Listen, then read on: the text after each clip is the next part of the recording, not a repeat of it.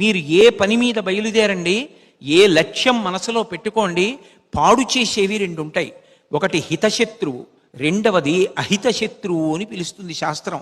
హితశత్రువు అంటే చాలా బాగున్నట్టుగా ఉంటుంది, కానీ అది శత్రువు, పాడు చేసేస్తుంది. అహిత శత్రువు, అది కూడా శత్రువే, అది కూడా పాడు చేసేస్తుంది. పాడు చేసే ముందు దీన్ని పట్టుకుంటే నేను పాడైపోతానని తెలిసిపోతుంది. ఒకటి తెలియకుండా పాడు చేసేస్తుంది, ఒకటి తెలిసి పాడు చేసేస్తుంది. ఒక బ్యాట్స్మెన్ చాలా గొప్పవాడు అవ్వాలి అంటే కేవలంగా చాలా బాగా ఆడగలడు కాబట్టి బ్యాట్స్మెన్ కాడు. అతన్ని అందరికీ మార్గదర్శకుడిగా ఎప్పుడు చెప్తారంటే, ఏ బాలు కొట్టాలో దాన్ని కొట్టాలి, ఏ బాలు ముట్టుకోకూడదో దాన్ని వదిలిపెట్టి. అలా ఆడినప్పుడు కదా గొప్పవాడు అవుతాడు. సునీల్ గవాస్కర్ నిజానికి పొట్టివాడైనా క్రీజులో నించున్నప్పుడు ఇమ్రాన్ ఖాన్ వేసినటువంటి బౌన్సర్ ని కూడా వంగి వదిలేస్తాడు తప్ప సరదాగా ముట్టుకుందామని బ్యాట్ ఎత్తి ముట్టుకోడు. ఏది వదిలిపెట్టాలో తెలియాలి, ఏది ముట్టుకోవాలో తెలియాలి.